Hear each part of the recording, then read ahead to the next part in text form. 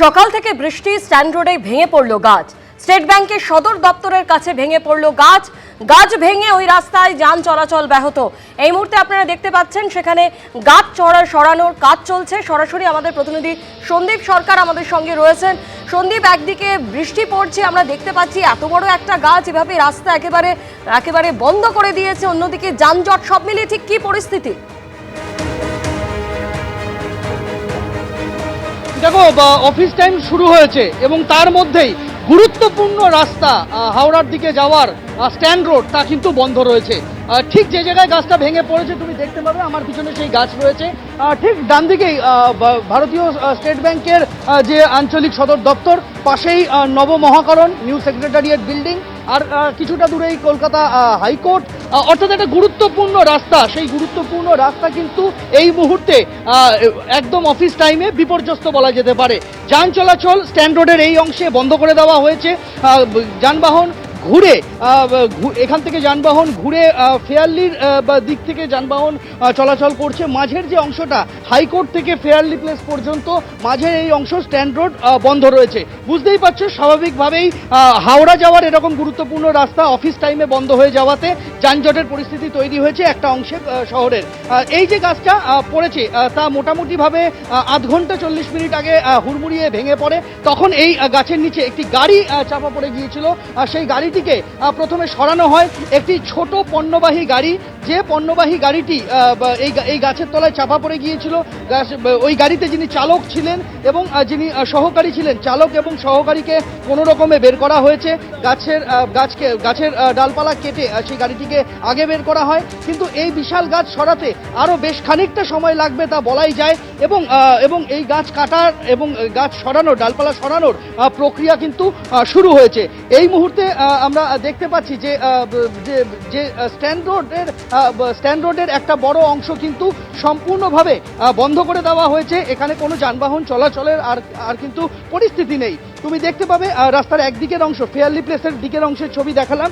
এবার কলকাতা হাইকোর্টের দিকের যে অংশটা রয়েছে, সেই কলকাতা হাইকোর্টের দিকের অংশের রাস্তাও কিন্তু সম্পূর্ণ বন্ধ রয়েছে। যেভাবে গাছটা ভেঙে পড়েছে একেবারে গোড়া থেকে উপড়ে গেছে বলা যায়। আমরা দেখতে পাচ্ছি যে যখন এই গাছের গুড়ি ভেঙে পড়ে সেই সময় রেলিংয়ের একটা বড় অংশ সেটাও ক্ষতিগ্রস্ত হয়েছে। রেলিংয়ের একটা বড় অংশ সহ এই গাছ কিন্তু ভেঙে পড়েছে।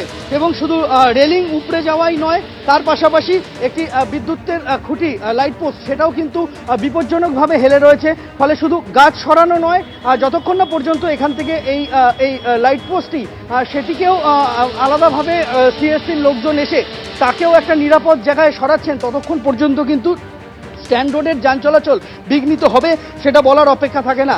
আধ ঘন্টা 40 মিনিট হয়ে গেল স্ট্যান্ড রোডে যান চলাচলকে এই অংশে বন্ধ রাখা হয়েছে।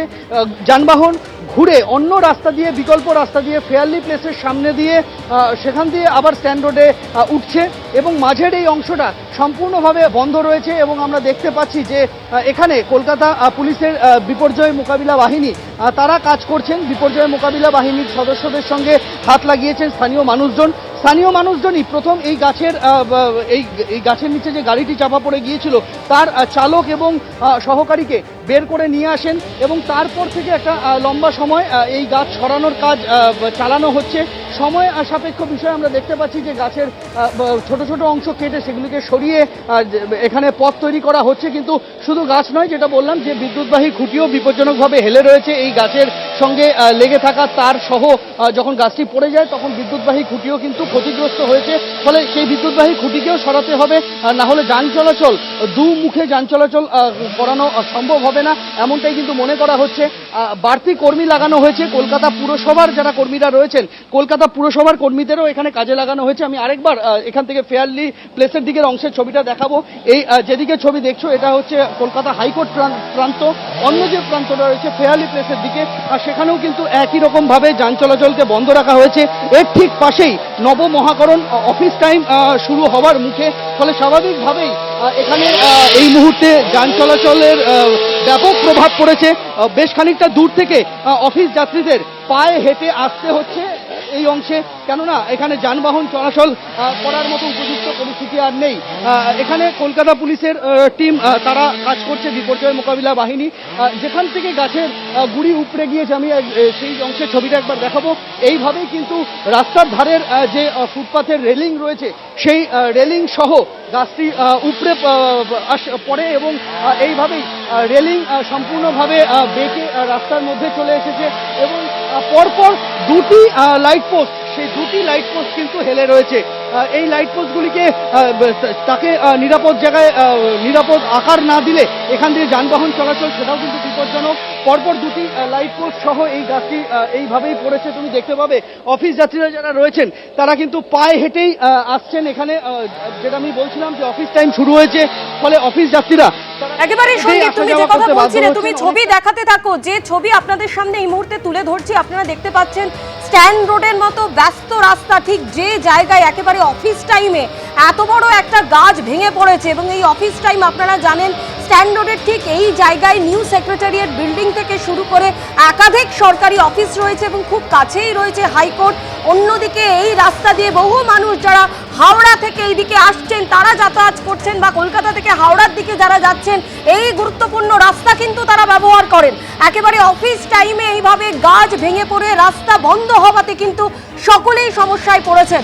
অন্যদিকে আপনারা দেখছেন যে গাছ কেটে রাস্তা পরিষ্কারের কাজ চলছে, কিন্তু বৃষ্টি চলছে, সমানে বৃষ্টি পড়ে যাচ্ছে। আবহাওয়া দপ্তরের পূর্বাভাস অনুযায়ী আজ সারাদিন বৃষ্টি হবে, সেই জায়গা থেকে কিন্তু কাজ করতে সমস্যা হচ্ছে। আবারও সরাসরি আমাদের প্রতিনিধি সন্দীপ সরকার আমাদের সঙ্গে রয়েছেন। সন্দীপ, স্ট্যান্ড রোডের মতো ব্যস্ত রাস্তা এই মুহূর্তে ঠিক এই পরিস্থিতি, সেক্ষেত্রে কি কোনো বিকল্প রাস্তা যাতে গাড়ি চলাচল করতে পারে, বিকল্প রাস্তার কি ব্যবহার করা হচ্ছে? দেখো, স্ট্যান্ড রোড থেকে এই সময় যানবাহন যে হাওড়ামুখী যে যানবাহন চলাচল, সেই হাওড়ামুখী যানবাহন চলাচল কিন্তু বিপর্যস্ত হয়েছে তা বলাই যায়। এই মুহূর্তে আমরা যেটা দেখতে পাচ্ছি যে সমস্ত যানবাহন চলাচল করছে সেগুলি ব্যাংশাল কোর্টের গা ঘেঁষে এসে স্ট্যান্ড রোডে পড়ছে এবং ব্যাংশাল কোর্টের গা ঘেঁষে স্ট্যান্ড রোডে পড়ে সেই যানবাহন সেখান থেকে হাওড়ার দিকে চলে যাচ্ছে। আর কোনো গাড়ি সেগুলি ফেয়ারলি প্লেসের সামনে দিয়ে এসে তারপর স্ট্যান্ড রোডে পড়ছে এবং তারপর সেগুলি হাওড়ার দিকে চলে যাচ্ছে। এইভাবেই যানবাহনকে আপাতত চালু রাখা হয়েছে পুলিশের তরফে। আমরা দেখতে পাচ্ছি যে মাঝের একটা বড় অংশ যেহেতু রাস্তা সম্পূর্ণ বন্ধ রয়েছে স্ট্যান্ড রোড, তাই এই বিকল্প ব্যবস্থা নিতে হয়েছে। তুমি দেখতে পাবে যে কিন্তু এই মাঝখানে যাদের অফিস, আমি বললাম যে বেশ কয়েকটি গুরুত্বপূর্ণ অফিস রয়েছে, একাধিক বেসরকারি সংস্থার অফিসের পাশাপাশি এখানে আমরা দেখতে পাচ্ছি যে নিউ সেক্রেটারিয়েট বিল্ডিং রয়েছে, ভারতীয় স্টেট ব্যাংকের যে পূর্বাঞ্চলীয় সদর দপ্তর সেটা রয়েছে এবং তার পাশেই কলকাতা হাইকোর্ট রয়েছে, মাঝে একাধিক বেসরকারি সংস্থার কার্যালয় রয়েছে। ফলে সব মিলিয়ে যানবাহন চলাচল কিন্তু না হওয়ার ফলে অফিস যাত্রীদের সমস্যার মুখে পড়তে হচ্ছে। একটা লম্বা রাস্তা, তাদের পায়ে হেঁটেই আসতে হচ্ছে। আমি একটু কথা বলে নেব যারা এখানে আসছেন। অফিস কোথা থেকে হাঁটতে হচ্ছে আপনাদের, মানে কত দূর থেকে হেঁটে?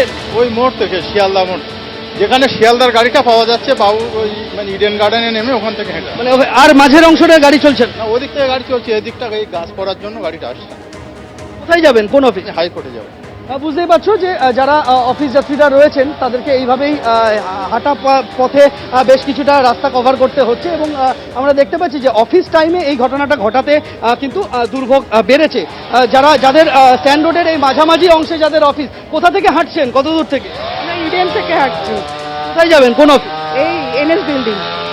মাঝের অংশটা কি কোনো বাস চলতে দিচ্ছেন? না, ওই জায়গাটা আটকে দিয়েছে।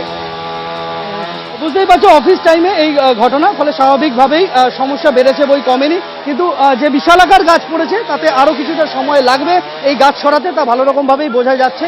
মাঝের অংশের যান চলাচল আপাতত বন্ধ রয়েছে। যতক্ষণ না গাছ পুরো সরছে, যতক্ষণ না বিদ্যুতের খুঁটিগুলিকে সোজা করা যাচ্ছে, ততক্ষণ কিন্তু যানবাহন চালানো যথেষ্ট ঝুঁকিপূর্ণ। সেই কারণেই এই মুহূর্তে যানবাহন চলাচল বন্ধ রাখা হয়েছে। যে গাড়িটি চাপা পড়ে গিয়েছিল গাছের নিচে, সেই গাড়িটিকে সরিয়ে দেওয়া হয়েছে। আলিপুর আবহাওয়া দপ্তরের পূর্বাভাস রয়েছে ভারী বৃষ্টি চলবে আগামী সোমবার পর্যন্ত। দক্ষিণবঙ্গের জেলা জেলাগুলির ক্ষেত্রে হলুদ সতর্কতার কথা বলা হয়েছে। দক্ষিণবঙ্গের যতগুলি জেলা রয়েছে, পূর্ব মেদিনীপুর, পশ্চিম মেদিনীপুর, পূর্ব বর্ধমান, হাওড়া, হুগলি, উত্তর এবং দক্ষিণ 24 পরগনা, সব জায়গাতেই কিন্তু ভারী বৃষ্টির সতর্কতার কথা বলা হয়েছে। বৃষ্টি আগামী সোমবার পর্যন্ত চলবে। হলুদ সতর্কতা বলা হয়েছে দক্ষিণবঙ্গের জন্য, এবং উপকূলবর্তী যে জেলাগুলি রয়েছে সেই উপকূলবর্তী জেলাগুলিতে কিন্তু বলা হয়েছে 50 থেকে 60 কিলোমিটার বেগে ঝোড়ো হাওয়া বইবে, তাই মৎস্যজীবীদের সমুদ্রে যেতে নিষেধ করা হয়েছে। ফলে সব মিলিয়ে বলা যেতে পারে দক্ষিণবঙ্গের এই হেন পরিস্থিতি, তাতে দুর্যোগের আশঙ্কা থাকছে, দুর্যোগের মেঘ থাকছে। উত্তরবঙ্গের ক্ষেত্রেও কিন্তু একই রকমভাবে কমলা সতর্কতা জারি করা হয়েছে। উত্তরবঙ্গে আরো বেশি বৃষ্টি হবে এমনটাই পূর্বাভাস দিয়েছে আলিপুর আবহাওয়া দপ্তর। তার মধ্যে আলিপুর দুয়ারের কথা আলাদা করে বলা হয়েছে, সেখানে বৃষ্টিপাতের পরিমাণ অতি ভারী হতে পারে। এছাড়াও কোচবিহার, দার্জিলিং, জলপাইগুড়ি এবং উত্তরবঙ্গের অন্যান্য যে সমস্ত জেলা রয়েছে সেখানেও কোথাও হলুদ সতর্কতা, কোথাও কমলা সতর্কতা জারি হয়েছে। এমনকি দক্ষিণ দিনাজপুর, উত্তর দিনাজপুরেও কিন্তু ভারী বৃষ্টিপাতের কথা বলা হয়েছে আলিপুর আবহাওয়া দপ্তরের পূর্বাভাসে। এবং আমরা দেখতে পাচ্ছি যে রাতভর বৃষ্টিতে কলকাতাও কিন্তু যথেষ্ট সমস্যার মধ্যে পড়েছে। জায়গায় জায়গায় জল জমে গিয়েছে এবং গাছ ভেঙে পড়ার ছবি তো আমরা দেখতেই পাচ্ছি স্ট্যান্ড রোডে দাঁড়িয়ে, যেখানে যান চলাচল এই মুহূর্তে বন্ধ রয়েছে একটা বড় অংশে। ধন্যবাদ সন্দীপ। এবিপি আনন্দ, এগিয়ে থাকে, এগিয়ে রাখে।